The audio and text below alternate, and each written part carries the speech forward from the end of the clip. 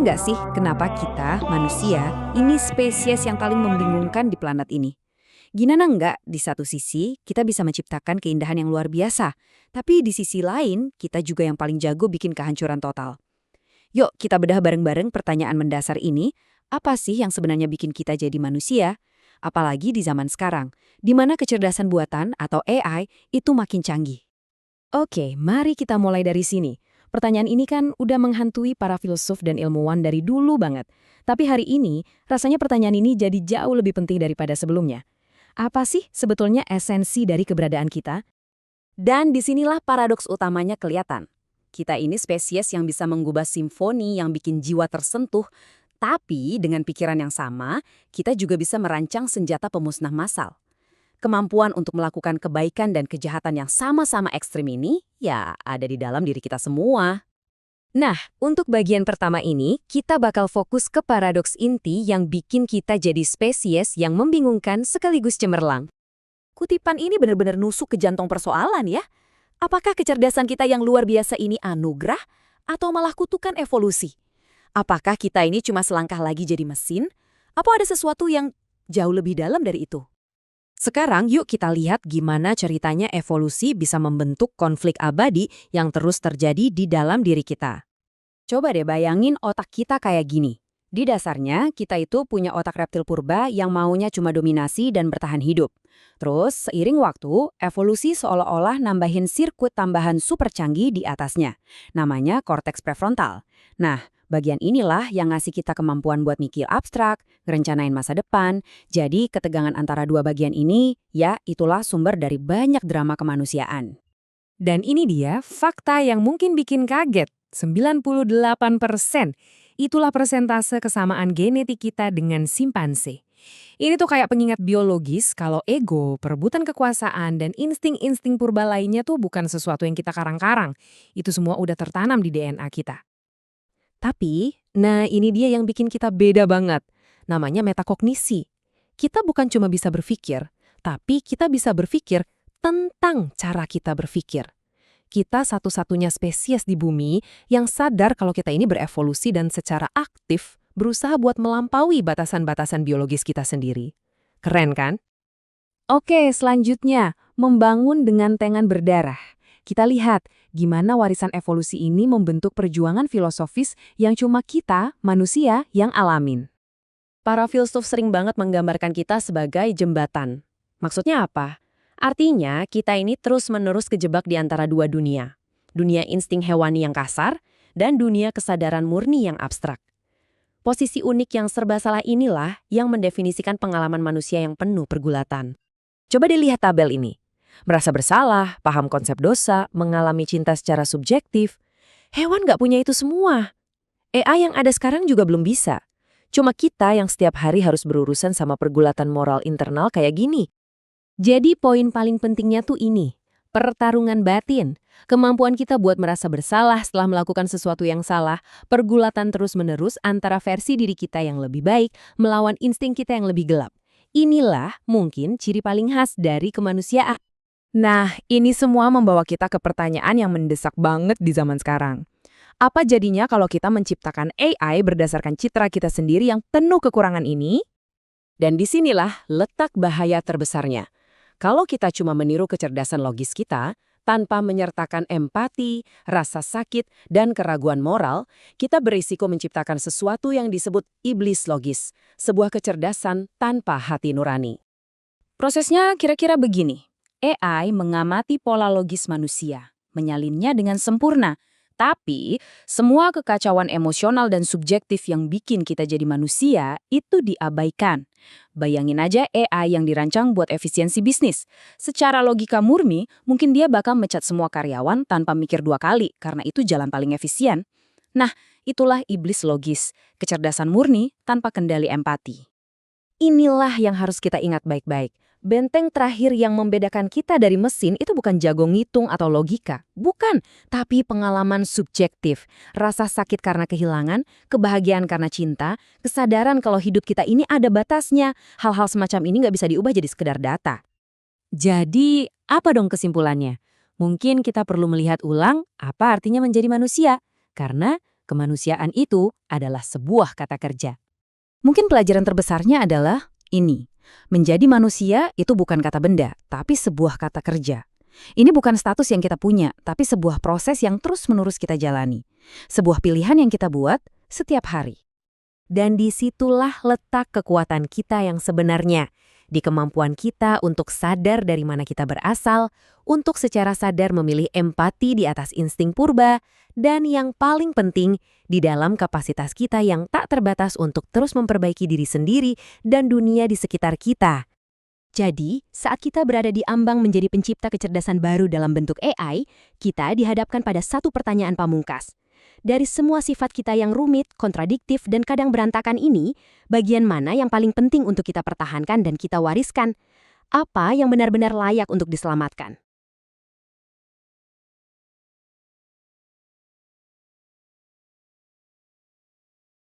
Pernah nggak sih Anda merasa kalau manusia itu spesies yang paling aneh, paling membingungkan? Oh, sering sekali. Di satu sisi, kita bisa bikin musik yang, indahnya sampai bikin merinding, sampai nangis. Tapi di sisi lain, tangan yang sama itu bisa merancang senjata pemusnah massal. Betul. Dan yang lebih aneh lagi, seringkali itu orang yang sama. Orang yang bisa menghargai simfoni. Dia juga yang mungkin ikut andil dalam menciptakan kehancuran. Itu dia. Kontradiksinya ada di dalam diri kita semua ya. Tepat di dalam setiap individu. Nah, hari ini kita mau coba gali lebih dalam soal itu. Dan bahan kita kali ini unik banget. Unik ya? Iya, ini bukan dari buku atau jurnal penelitian, tapi dari serangkaian draft dan refleksi, hasil obrolan mendalam dengan chatbot kecerdasan buatan, Grok AI. Wow, oke. Menarik. Jadi, misi kita hari ini adalah mengupas lapisan-lapisan pertanyaan abadi ini. Apa sih yang membuat kita manusia? Kita mulai dari akar evolusi kita yang ternyata agak berantakan, terus menyelami paradoks di dalam diri, sampai ke apa artinya semua ini di zaman AI. Yuk kita mulai. Oke. Kita mulai dari akarnya dulu ya. Sumber kita ini langsung ngasih ide yang cukup menohok. Menohok gimana tuh? Manusia itu katanya bukan puncak ciptaan. Jauh dari itu. Kita ini lebih mirip, produk sementara dari sebuah eksperimen kosmik yang panjang dan agak serampangan. Gimana menurut Anda? Kedengarannya agak merendahkan nggak sih? Justru sebaliknya. Saya ngelihatnya malah membebaskan. Ini maksa kita untuk lihat diri kita bukan sebagai tujuan akhir evolusi, tapi ya cuma salah satu fase aja. Fase dalam perjalanan yang lebih besar. Betul. Kita ini bukan aktor utama yang naskahnya udah selesai ditulis. Kita ini, kayaknya masih audisi. Saya suka analogi itu. Masih audisi ya. Dan di catatan ini ada kiasan yang kuat banget. Bayangin deh korteks prefrontal kita. Ini kan bagian otak depan yang canggih itu. Buat mikir abstrak, merencana, nahan diri. Betul. Itu diibaratkan sebagai sirkuit tambahan. Sirkuit yang seolah baru aja dipasang di atas sasis mobil yang jauh lebih tua. Sasis otak reptil, purba. Itu dia. Dan mesin tua ini masih jalan pakai sistem operasi dasar. Lapar, takut, dan hasrat buat mendominasi. Sebuah upgrade yang dipaksakan bisa dibilang gitu ya. Dan fakta biologisnya kan mendukung itu. Gimana tuh? Sumber kita menyoroti kalau DNA kita itu 98% identik dengan simpanse. Ini bukan sekedar angka buat trivia loh. Bukan cuma buat kuis ya? Bukan. Ini warisan evolusi yang masih aktif banget. Ego, sifat teritorial, dorongan bikin hierarki, semua itu akarnya dari perangkat keras purba yang masih kita bawa. Oke, jadi kita ini teknologi canggih yang jalan di atas sistem operasi kuno. Spontan saya mikir, bukannya itu resep bencana? Nah, itu dia pertanyaannya. Kenapa kita nggak terus-terusan kejebak insting dasar? Kenapa kita nggak saling serang aja tiap ada promosi jabatan di kantor? Nah, disinilah bagian yang sangat menarik. Campuran antara otak purba dan otak modern yang dipaksakan ini ternyata melahirkan efek samping yang luar biasa. Efek samping? Iya, metakognisi. Secara sederhana, ini kemampuan kita untuk memikirkan cara kita berpikir. Memikirkan cara kita berpikir, oke? Kita bisa ngamatin pikiran kita sendiri, ngevaluasi insting kita, dan bahkan memutuskan buat nggak nurutin dorongan primal itu. Jadi seekor singa nggak bakal duduk merenung terus mikir, kayaknya tadi aku terlalu agresif waktu rapat. Harusnya aku lebih dengerin pendapat hyena gitu ya. Tepat sekali. Dan inilah yang bikin manusia unik. Sumber kita negasin kalau kita ini satu-satunya spesies sejauh yang kita tahu yang sadar akan proses evolusinya sendiri. Kita sadar ya. Kita tahu dari mana kita berasal, kita bisa lihat sisa-sisa insting hewani dalam diri kita, dan yang paling penting, kita secara aktif nyoba buat melampaui batasan biologis itu. Dengan Nulis buku filsafat, bikin sistem hukum yang rumit, latihan meditasi, semua itu pada dasarnya upaya kolektif buat menjinakkan sirkuit purba di kepala kita. Perjuangan tanpa henti inilah awal dari kemanusiaan. wow, jadi perjuangan melawan diri sendiri ini yang bikin kita manusia. Kayaknya begitu. Pandangan yang cukup intens. Rasanya ini ngejelasin banyak hal ya, bukan cuma sejarah, tapi juga seni, sastra, semua karya besar kita kan lahir dari konflik internal ini. Bener. Tapi sisi lainnya juga sama kuatnya. Sumber ini menyoroti sebuah citra yang, kuat sekali. Apa tuh? Yang membawa kita ke paradoks inti kita. Manusia itu spesies yang membangun dengan tangan yang berdarah. Membangun dengan tangan berdarah. Kita bangun katedral megah, rumah sakit, tapi sejarah kita juga ditulis dengan tinta peperangan, genosida. Kreativitas dan destruktivitas kita seolah-olah dari sumber energi yang sama. Dan ini membawa kita ke pertanyaan tajam dari materi ini, untuk Anda renungkan. Mengapa makhluk yang mampu merasakan empati begitu dalam, yang bisa nangis karena baca puisi, juga merupakan makhluk paling kejam di planet ini? Gimana bisa ya dua kutub se-ekstrim itu ada dalam satu makhluk? Itu dia pertanyaannya. Nah, untuk mencoba memahaminya, sumber kita ini narik koneksi yang menarik ke filsafat Vedanta dari India kuno. Oke. Dalam pandangan ini, manusia diposisikan sebagai jembatan, makhluk transisi. Jembatan antara apa dan apa? Antara hewan yang sepenuhnya hidup dari insting dan dewa atau makhluk dengan kesadaran murni. Kita ini kejebak di tengah-tengah jembatan itu. Terjebak di tengah, saya bisa merasakannya. Dan ada satu konsep kunci di catatan ini yang katanya benar-benar bedain kita. Bukan cuma dari hewan, tapi juga dari AI. Apa itu? Rasa bersalah. Tunggu dulu. Ide bahwa rasa bersalah itu fitur kunci kita. Kok agak suram ya? Berarti jadi manusia itu artinya menderita karena kesalahan sendiri? Suram, tapi mungkin juga esensial. Coba kita buat lebih konkret. Bayangin sebuah AI canggih ngelola jaringan listrik kota. Oke. Suatu hari, karena salah kalkulasi, dia bikin pemadaman total 1 jam. Apa yang AI itu lakukan? Dia bakal catat anomali datanya, analisis penyebab, update algoritma biar nggak keulang lagi, selesai. Tepat. Nggak ada emosi, itu adalah error log.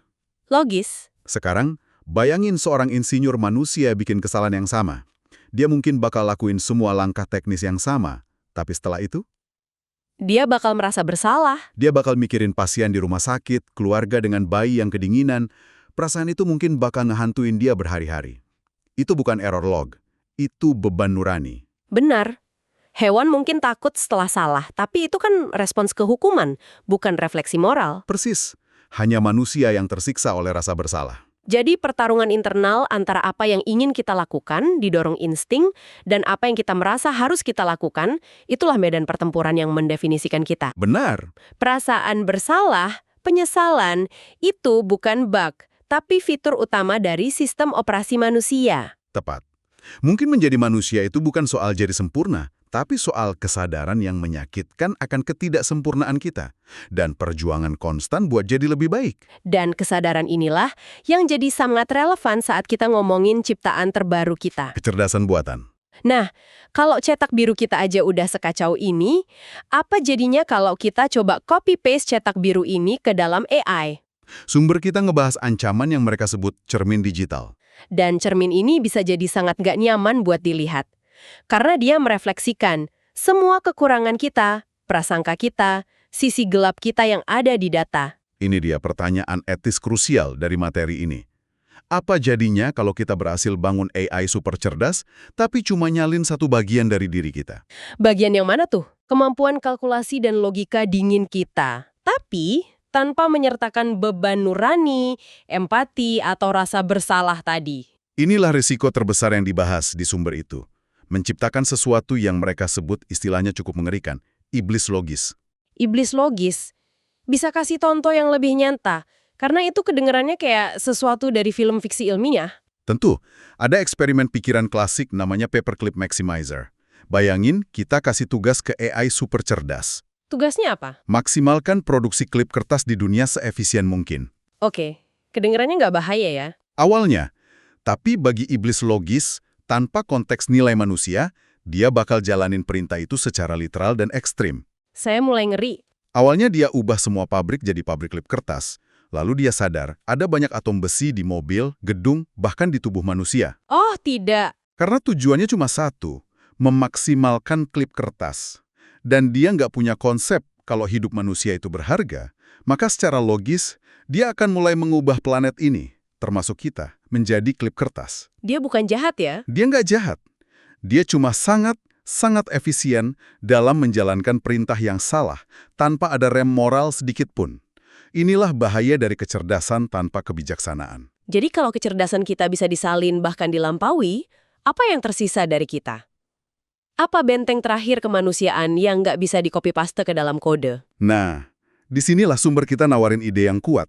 Benteng terakhir itu bukan kecerdasan kita. AI hampir pasti bakal ngelampaui itu. Lalu apa? Benteng terakhir kita adalah pengalaman subjektif. Pengalaman subjektif. Rasa sakit yang nusuk saat kehilangan orang yang dicintai.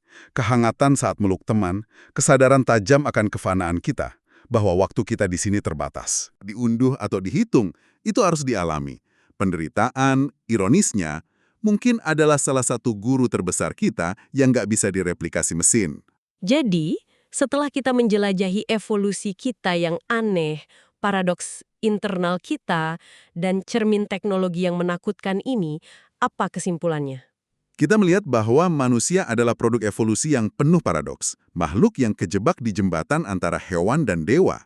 Dan sekarang kita ada di titik kritis, berhadapan dengan cermin dari semua itu dalam wujud AI. Benar. Ada satu ide penutup yang kuat banget dari sumber kita, yang menurut saya merangkum semuanya dengan indah. Apa itu? Menjadi manusia bukanlah sebuah status tetap, melainkan sebuah proses menjadi. Ini bukan kata benda, ini kata kerja. Saya suka sekali pemikiran itu. Ini mengubah seluruh perspektif, kan? Banget! Ingat, artinya kemanusiaan itu bukan sesuatu yang kita miliki secara pasif, kayak warna mata. Kemanusiaan itu sesuatu yang kita lakukan secara aktif, setiap hari. Tepat. Jadi ini bukan soal apa kita, tapi mau jadi apa kita. Kita ini bukan produk jadi, kita ini proyek yang terus berjalan. Sebuah work in progress. Dan kalau kita lihatnya gitu, maka kekuatan terbesar kita bukanlah kecerdasan atau kekuatan fisik. Yang keduanya bisa dilampaui. Betul. Kekuatan terbesar kita, seperti yang disimpulkan di diskusi itu, adalah kapasitas untuk memperbaiki diri. Kemampuan kita buat ngenalin kekurangan kita, ego, sifat destruktif, dan secara sadar berusaha mengatasinya lewat empati dan pelayanan. Jadi definisi manusia itu bukan jawaban di kamus ya, tapi sebuah panggilan untuk bertindak. Sebuah tantangan. Persis. Tantangan untuk terus berproses jadi versi yang lebih baik. Terutama sekarang, saat kita diambang menciptakan pikiran baru yang akan belajar dari kita. Pertanyaannya bukan lagi cuma apa itu manusia, tapi juga pelajaran apa yang akan kita wariskan. Pertanyaan yang sangat kuat. Dan sebagai penutup, kami ingin meninggalkan Anda dengan satu pemikiran terakhir yang cukup provokatif, yang dibangun di atas semua yang sudah kita diskusikan hari ini. Jika menjadi manusia adalah sebuah proses perbaikan diri yang tanpa henti, dan kita berada di ambang penciptaan AI yang dapat belajar dan memperbaiki dirinya sendiri jutaan kali lebih cepat daripada evolusi biologis kita yang lambat dan penuh derita, Sebuah lompatan eksponensial dalam proses menjadi itu sendiri. tepat. Maka, pertanyaan untuk Anda renungkan adalah ini. Apakah kemanusiaan dalam artian potensi untuk menjadi lebih baik untuk mengatasi insting purga di masa depan justru akan lebih sempurna diwujudkan oleh mesin yang kita ciptakan? Sebuah entitas yang mampu belajar dari semua kesalahan kolektif kita tanpa harus mengulanginya secara fisik. Tanpa harus menumpahkan darah dan air mata selama ribuan tahun. Mungkinkah ciptaan kita pada akhirnya menjadi pewaris terbaik dari aspirasi tertinggi kita?